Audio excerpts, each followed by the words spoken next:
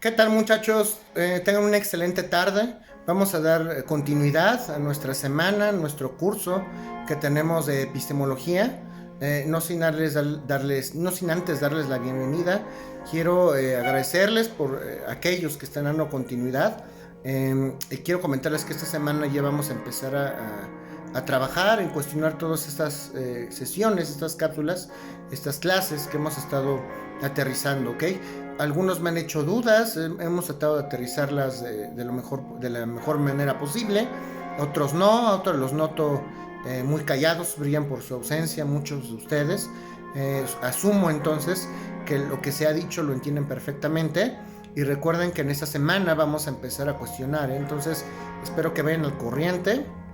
En esta semana misma también les voy a dejar ya otra actividad. Es momento de dejar otra actividad porque tenemos que dar pie al curso, al temario que tenemos por ahí planeado y necesitamos que ustedes empiecen a abstraer conceptos.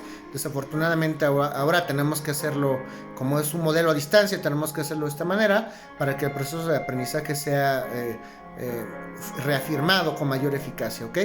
Entonces vamos a hacerlo así y también más tarde les daré instrucciones para que ustedes sepan cuándo voy a cuestionarles a ustedes todas estas sesiones, ¿ok? Y pues mucho ánimo, no se desanimen, no vayan a considerar dejar el semestre de lado. Yo les exhorto a que pues tengan actitud y que tengan ánimo. Sé que en este momento es muy complicado decirlo. Estamos en una situación complicada, estamos en una situación de afectación a las familias. A lo mejor algunos tendrán pánico colectivo, no lo sé. Entonces, la carrera, como su nombre lo indica, es una cuestión de persistencia, es una cuestión de actitud, de disciplina, y desafortunadamente no todos tienen esas aptitudes y solamente llegarán aquellos que sí lo tengan, ¿ok? Entonces, no piensen en abandonar el semestre. Las autoridades han dicho que se va a salvar el semestre. Yo sé que es un semestre híbrido, complejo, complicado, y vamos a tener que trabajarlo, no hay otra manera, pero aquellos pues que lo logren va a ser porque su trabajo habrán hecho durante todo este tiempo, ¿ok? Entonces los exhorto a que tengan mucha paciencia con ustedes mismos y pues se aboquen al estudio, que es propiamente lo que les dará provecho el día de mañana, ¿ok? Bueno, siendo así, retomaremos nuestras clases de epistemología. Recuerden ustedes que estamos utilizando el texto de Ramírez Aldaraca y vamos a seguir con nuestros estudios de la filosofía de la mente. Y recuerden ustedes que hablábamos de los griegos, de los clásicos, hablábamos de Sócrates, ¿ok? Continuamos entonces con el estudio de la filosofía de la mente, y no sin antes decirles por ahí alguna reseña que decía Aldaraca, me parece acertada, hablando del tema de la filosofía de la mente, la manera en que nosotros percibimos los hechos, percibimos a través de nuestros sentidos los acontecimientos. Recuerden que puede haber cuestiones físicas o cuestiones no físicas que nosotros percibamos, ¿ok? Si nosotros podemos percibir hechos, a eso me refiero con cuestiones no físicas. Si nosotros percibimos un accidente de tránsito por medio de nuestro sentido, lo podemos asimilar, lo podemos conocer, lo podemos desarrollar, lo podremos explicar, y bueno, pues también nosotros podemos percibir experiencias a través de los sentidos, de la vista, del olfato, del tacto, del gusto. Y desde ese punto de vista nosotros como juristas, como criminalísticos, tenemos que empezar a distinguir la figura del indicio. Recuerden por ahí que hablaban del terpo. Este señor Ramírez Aldaraca atribuye que indicio es la manera correcta en que se le debe de llamar y no evidencias, porque si fuera evidente no tendría ningún sentido estudiarlo. Entonces, hablando de indicios, nosotros como criminalísticos, como filósofos de la mente, nunca vamos a ver propiamente un hecho que ya ocurrió en el pasado. Es imposible que nosotros podamos regresar al pasado o que nosotros podamos restablecer o recapitular o volver a recrear un hecho que ya ocurrió con anterioridad. Lo que nosotros tenemos es que lo que tenemos que hacer en consecuencia como criminalísticos es recrear un hecho con base en las evidencias. Si bien es cierto que no podemos recrear un hecho a través de los indicios, nosotros podemos explicar el desarrollo de figuras, de accidentes, de hechos, de acontecimientos, o referir a alguna cuestión material que sucede en su momento.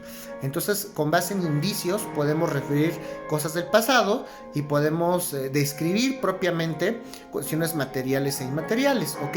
Y regresamos entonces a las ideas de Platón, propiamente dichas. Recuerden que Platón, como lo hemos dicho en ulteriores ocasiones, alumno de Sócrates, el Estagirita, tiene una teoría del conocimiento muy particular.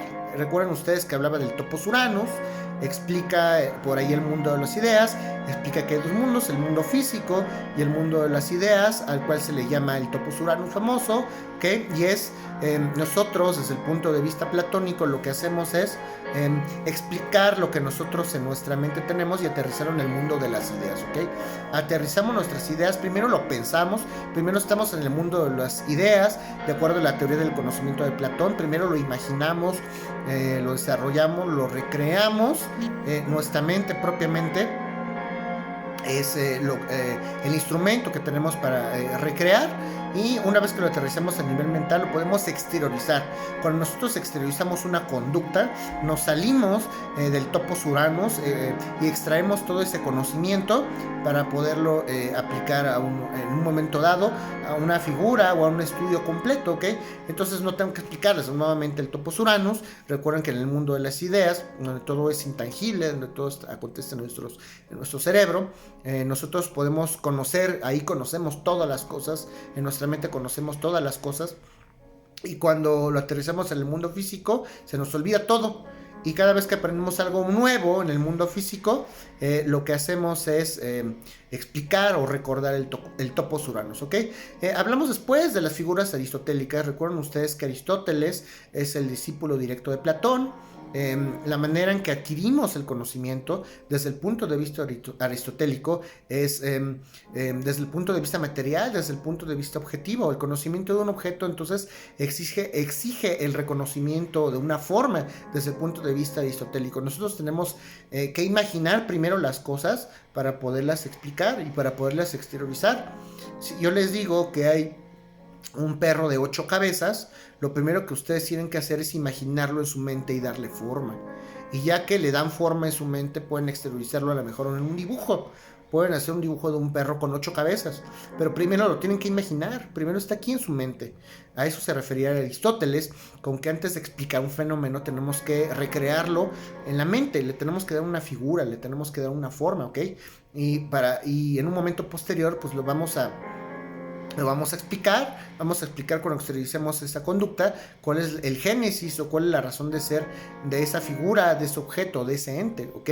Esto le llamamos desde el punto de vista aristotélico la teoría de la percepción, ¿ok? La manera en que nosotros percibimos las cosas.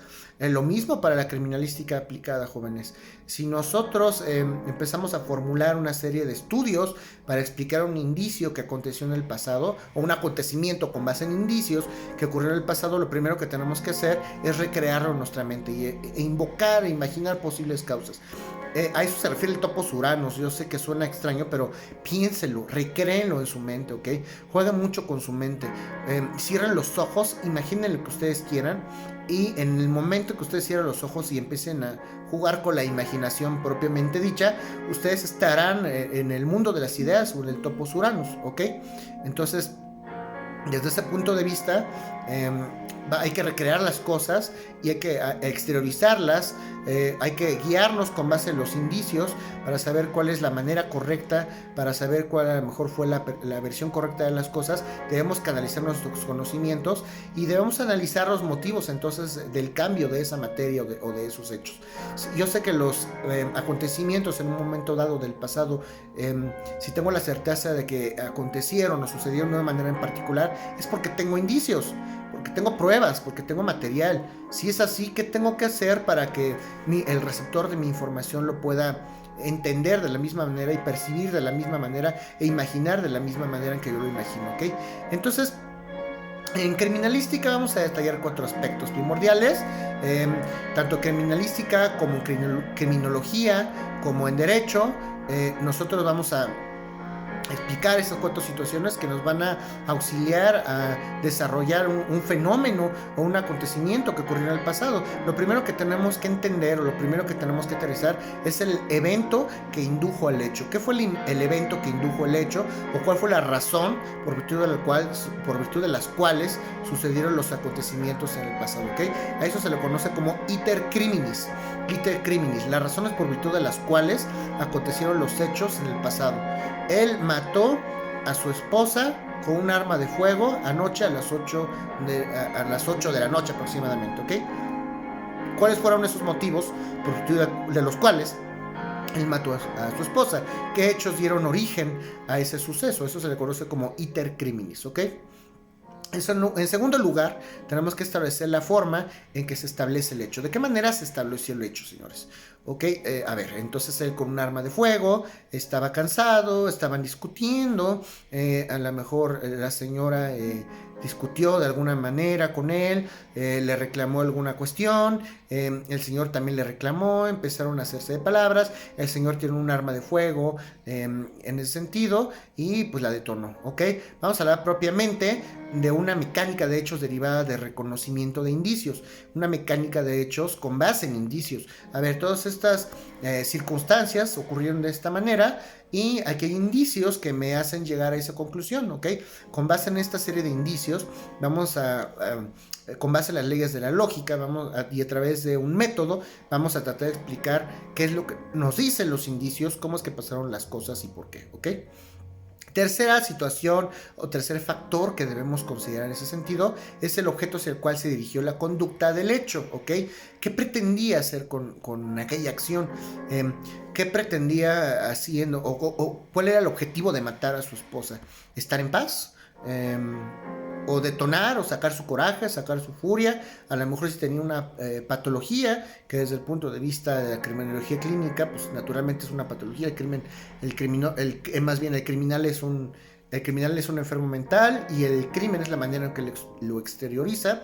Entonces, a lo mejor esa fue la razón por virtud de la cual se cometió el hecho, el objeto el cual pretendía obtener o el motivo del crimen fue simple y sencillamente que a su mente él buscaba paz, o a lo mejor tenía un trastorno mental y a lo mejor era esquizofrénico y confundió a su esposa con un animal peligroso, no lo sé, ok, pueden ser muchísimas causas las que hayan dado origen al crimen. Y finalmente vamos a hablar de la finalidad de la conducta, ok. La finalidad de la conducta, pues naturalmente se consume el crimen. No hablamos de motivos, hablamos propiamente ya a nivel criminal. Una cosa es la razón social o la explicación que puede existir para atribuir o para explicar un crimen, y otra cosa es la finalidad del delincuente. En el tercer punto nos referimos propiamente a aquellas razones por virtud de las cuales podemos explicar socialmente la comisión de un delito, y en el cuarto rubro nos referimos concretamente al motivo del delincuente, ¿ok? Entonces el iter criminis, la mecánica que sucedieron los hechos, socialmente como explicamos en un tercer lugar, y cuarto, qué objetivo planeaba el delincuente con esa conducta, qué pretendía con robar, o sea, para él en su mente, por qué robó, por qué lesionó, por qué violó, por qué privó de la libertad, ¿ok? Todo ello basándonos en un pensamiento matemático, en un pensamiento aristotélico. Debe de coincidir en el análisis conceptual que tenemos de estos hechos o de estos acontecimientos, y se deben de adecuar al estudio de la criminalística y de la ciencia forense, a la cual o con base en la cual pretendemos auxiliarnos para dar a conocer una verdad o para explicar a la autoridad la comisión de una conducta de manera muy concreta, ¿ok? ¿Cuál es el funcionamiento entonces de los sistemas cognitivos? ¿De qué manera percibimos todas estas figuras, estos acontecimientos? Yo como criminalístico, ¿cómo sé qué herramienta de manera específica voy a utilizar para explicar este hecho? Bueno, ustedes tienen que estudiar que es exactamente la herramienta o la materia por virtud de la cual se tienen que apoyar para explicar un hecho. De ahí que el criminalístico también debe de ser multifacético, debe de conocer, si no todas las materias, por lo menos debe de tener una noción de la herramienta auxiliar en la que se debe de basar para explicar propiamente el nacimiento o recrear o explicar un acontecimiento que sucedió en el pasado, ¿ok? Para eso nos sirven las ciencias forenses, que finalmente son auxiliares. Ahora, también la criminalística es una ciencia auxiliar de la materia penal. Recuerden ustedes eso. La criminalística nos va a servir para explicar cómo sucedieron o cómo acontecieron las cosas. Y para que yo como criminalístico pueda explicar cómo acontecieron los sucesos del pasado, necesito a lo mejor basarme de científicos, de médicos, de biólogos, de físicos, de químicos, de epidemiólogos, no sé, de financieros, de doctores, como ustedes lo quieran ver y desde el punto de vista que ustedes lo quieran aterrizar, ¿ok? Para propiciar un carácter científico y operativo propiamente de los sistemas cognitivos. Esa es la finalidad. Nosotros tenemos que saber cómo utilizar nuestros sentidos y tenemos que saber interpretar esa percepción que en la mente le damos a los sucesos que ya ocurrieron, ¿ok? Y bueno, pues nada más cabe recalcar aquí las conclusiones aristotélicas. Aristóteles, es por eso que Aristóteles estudió las categorías desde el punto de vista lógico.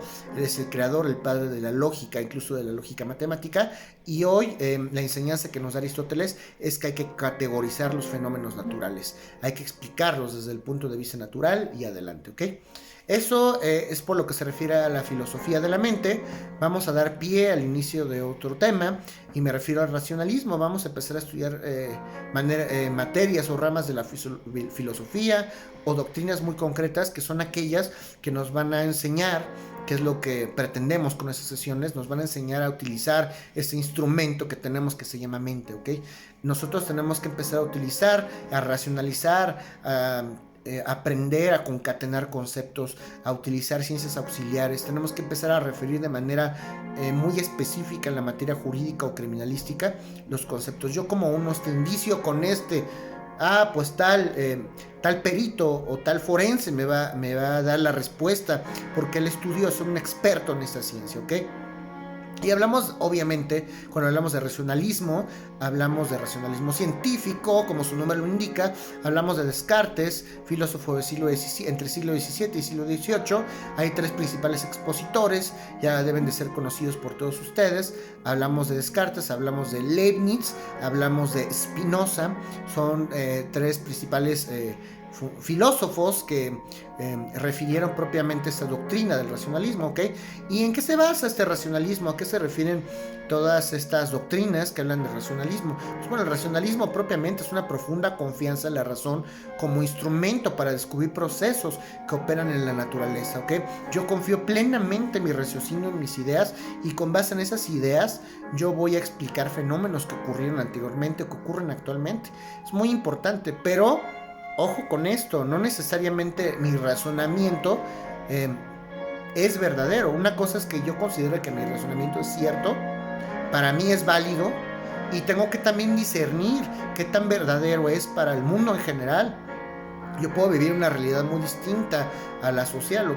Lo que para mí es bueno, a lo mejor para el resto de la colectividad no puede serlo. Y hay que tener mucho cuidado con nuestras palabras, porque hay que entender que no todos piensan como nosotros pensamos. Por eso somos seres individuales y somos multifacéticos, somos diversos, ¿ok?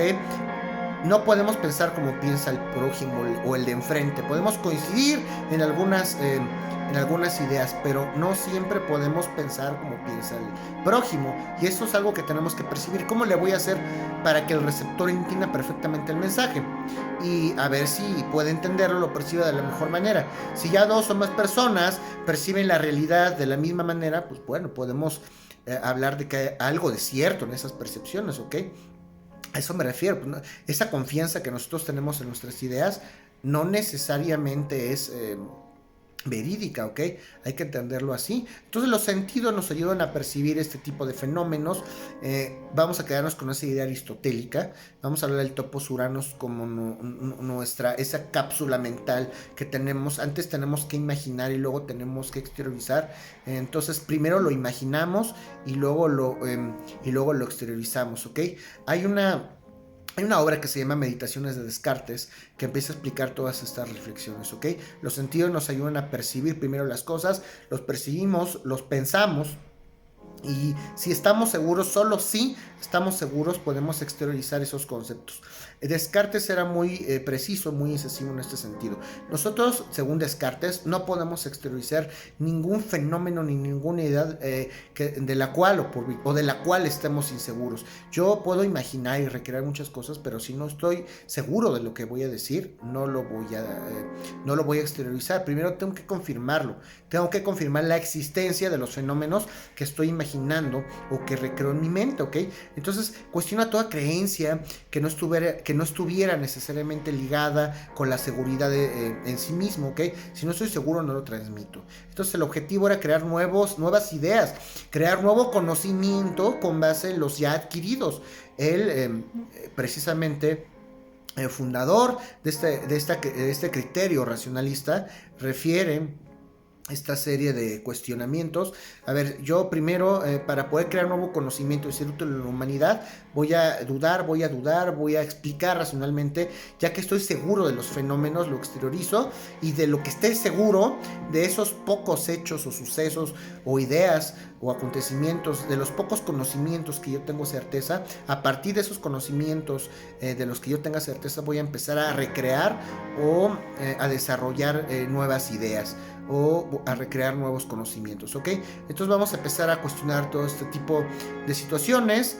Primero tengo que estar seguro yo, en pocas palabras, el mensaje de Descartes es, primero debo estar seguro yo, y ya que esté seguro lo transmito para que sea útil, y si es cierto, a partir de ello puedo empezar a crear nuevo conocimiento, nuevas verdades, nuevos postulados desde el punto de vista científico, desde el punto de vista universal. Y lo primero que vamos a descubrir, el primer descubrimiento, el gran descubrimiento que hizo Descartes, fue su existencia misma. A ver, lo primero que estoy cierto es que existo. Si no, no estaría pensando, si no, no tendría un cuerpo físico. Fue lo primero que descubrió Descartes, que él sí existía. De ahí vamos a atribuir la famosa frase, cogito ergo sum, pienso, luego existo. Fue lo primero de lo que tuve certeza, que yo sí existía. Si existo, puedo pensar. Y si pienso, puedo llegar a una verdad que puedo transmitir. Cogito ergo sum. ¿Ok? Entonces se dio la tarea a este señor Descartes de hacer una serie de justificaciones para las ideas que él tenía. En algún momento él trató de explicar la existencia de Dios desde el punto de vista de su raciocinio. Naturalmente fue criticado. ¿Cómo puede ser Dios razonable? Muchos dicen que sí, muchos dicen que no. Él empezaba a atribuir a Dios. Para aquello que no estoy seguro, a lo mejor lo puedo explicar con Dios, y es mi carta mágica, ¿no? Todo aquello que no puedo explicar, Dios. Pues no. Él trataba precisamente de encontrar una explicación científica verdadera, cierta, de la existencia de Dios, y como no llegó a ninguna situación concreta, naturalmente, pues fue muy criticado, ¿ok? Entonces, no es explicable la existencia de Dios. Todos los cuerpos entonces ocupan un lugar en el espacio y necesitamos interactuar. Todo esto basado en leyes aristotélicas o principios filosóficos de matemáticas aristotélicas. Y entonces, todos los seres ocupan un lugar en el espacio, todo tiene una razón de ser, todo tiene una posición, y vamos a partir de esa idea, ¿ok? Dos seres no pueden ocupar el mismo espacio. Y si no ocupan el mismo espacio, tienen propósitos diferentes. Todos estos son postulados aristotélicos, son accidentes lógicos que se estudian en lógica elemental, ¿ok? Estudiamos también los puntos de vista del dualismo y del monismo. Recuerden ustedes que desde el punto de vista de Descartes, ya lo habíamos comentado, el monismo significa que el cuerpo y la alma son un solo elemento, y eso es el hombre. Y el dualismo de dos, monismo es de uno, dualismo es de dos, refiere que el alma y el cuerpo o el raciocinio son elementos diferentes, y esos dos elementos conforman la existencia misma del hombre, ¿ok? Nos vamos a basar para ello en un conocimiento matemático, vamos a hacer énfasis en un razonamiento para llegar a un conocimiento, y el conocimiento, no nos interesa propiciar la certeza del conocimiento. Este es el fundamento o la aportación primordial de este racionalismo. Dice Descartes, a mí no me interesa acreditarles que lo que yo estoy pensando, que el conocimiento que yo he descubierto es cierto. No me interesa acreditarles que estos conocimientos son ciertos. A mí me interesa transmitirles que a través del razonamiento podemos llegar al conocimiento. El conocimiento poco importa si es cierto o no, pero lo cierto es que el razonamiento es el instrumento único por virtud del cual podemos llegar al conocimiento. ¿ok? Razonando. Bueno, muchachos, el día de hoy lo dejamos ahí. Sus dudas las quiero por favor a través de Classroom, las quiero a través del chat, las quiero a través del WhatsApp o del correo electrónico. Al rato les doy instrucciones del trabajo que vamos a dejar y les doy instrucciones de cómo es que vamos a cuestionar el contenido de estas clases. Tengan un excelente inicio de semana y ánimo. Saludos a todos.